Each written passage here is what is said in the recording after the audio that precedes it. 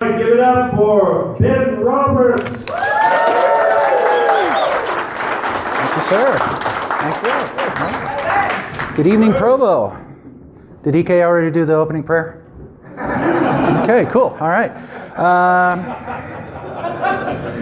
I'm an old white guy, so my life is terrible if you read Breitbart. I'm 43. I'm divorced because I couldn't satisfy my wife in bed. Ladies, don't judge me too hard. Well, here's the thing. Everybody has their needs, right? And for cardio and friction purposes, I need doggy style. And she had to have missionary, and it's just hard to talk those folks into a three-way.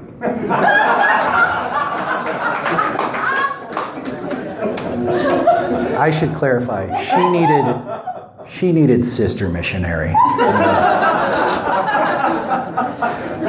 Anyway, so after my divorce, I was in an abusive relationship for 2 years because I forgot the safe word. Flugelhorn does not come up in conversation like you'd expect.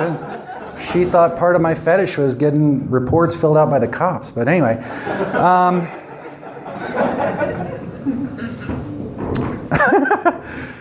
One second. So yeah, my divorce happened right before the gay marriage thing happened, and everyone was talking about traditional marriage as described in the Bible. And I realized I actually wanted a traditional marriage as described in the Bible. The next time I meet that special woman, first thing, I'm going to go to her father and I'm going to say, I'll take care of that female if you give me some of those goats. It's traditional marriage, man. It's a property exchange. Here's the thing, though. That's a hard joke to tell in Utah because Johnny Lingo screwed you guys up. That is not how a dowry works. You get stuff for taking the woman away, not in exchange. So that goat dowry is a tough one because if you don't ask for enough goats, it's kind of like an insult to your future father-in-law. And you don't want to insult that guy. You're going to be around him a lot. If you ask for too few goats, he's going to, he's not losing a daughter. He's gaining a shepherd. But if you ask for too many goats, say 26. That's like saying that your wife is hard to get rid of. She had to have a really high dowry for him to pass her off. And you're going to wake up to her every morning for the rest of your marriage. She's going to, good morning, husband. I made you breakfast. It's an omelet. It's a 26-egg omelet. Is that a lot? That seems like a lot. It seems like too much. That's too much, right? But, marriage, you'll come to love each other. And down the road, you'll be looking over the breakfast table at your wife with your big-ass omelet and just thinking, I should have asked for 30 goats. That's a 30-goat woman I married.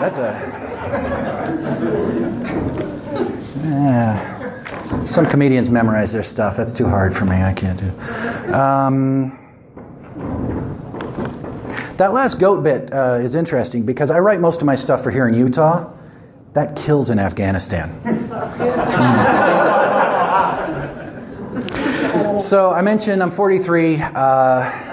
Here's what's coming for you if you're not yet in that age group. As you get older, you just start to notice stuff. You just start to notice new things, and it's like, oh, I guess that's a thing now. I'm 43 now, and the older I get, the more Bill Cosby is a rapist. Yeah. That didn't happen for like Andy Kaufman. You either die the hero or you live long enough to see yourself become the villain, right? And it just sucks because Bill Cosby wasn't a good guy. Bill Cosby was the good guy. He was Cliff Huxtable, and Fat Albert. Hey. He was picture pages. Literally everything about this guy was about making people better. I believed in Bill Cosby, And now it's like we're seeing this whole other face to this guy. And I just imagine him in the heyday of Hollywood just walking around, and it's a flip of the coin whether you got Jekyll or Hyde, right? Hey, are you a young upcoming comedian? Stop using that word in your act. You're welcome. But then there's this other guy who's like, a young, beautiful Hollywood starlet. I make a knockout jello shooter.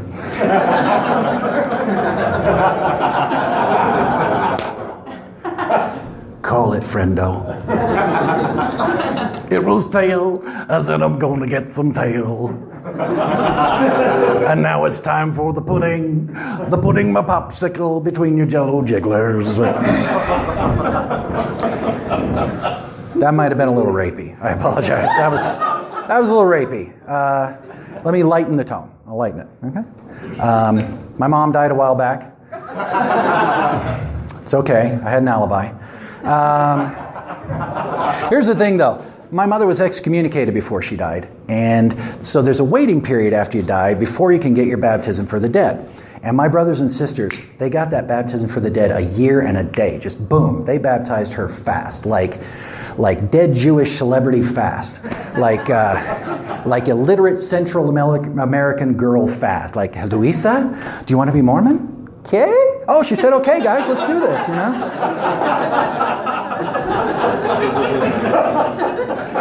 But I was confused, okay? Here's why I was confused. If you spent 5 minutes with my mother in the last 30 years of her life, you came away with one very clear message. She hated Mormonism. She would never have wanted to be Mormon again. It just confused me why all my brothers and sisters were rushing to get her that baptism for the dead. But you know how sometimes Mormons just understand things better than the rest of us? They explained it to me. When she was saying no baptism, no Mormonism, no. Her lips were saying no. But her spirit body was saying yes, if you know what I mean, right? And you know, they were right. I came around to their way of thinking because she never wore garments. And I mean, dressed like that. She was asking for it, right?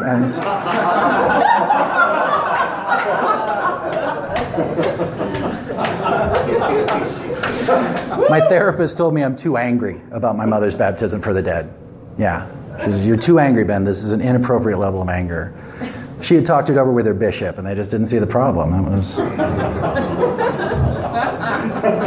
I get it. I really do. I get it. Telling me that you performed some magical ceremony to turn my dead mother into a Mormon is like telling me that that Sorting Hat put Captain America in Slytherin. It means that much, right? But what bothered me about it is that it was so passive-aggressive. It's like, no, we respect your life choices, but once you're dead, we're going to make you the way we'll accept you, you know?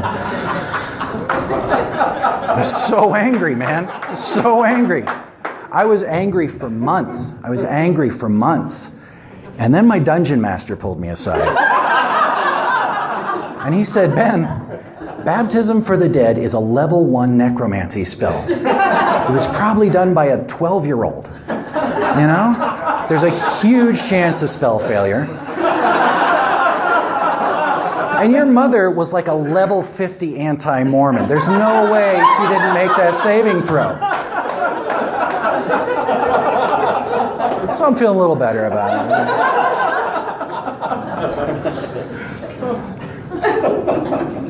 it. Baptism for the dead. You know, if the Mormons hadn't coined that phrase, baptism for the dead would have been a Romero zombie movie. In an ancient library, a religious acolyte has made a discovery. A forgotten name to be spoken in an ancient ritual in a bountiful temple. And when the ritual is complete, the dead shall rise to the celestial kingdom. You guys have been awesome. Thank you so much. Give it up for Rika. Thank you, sir.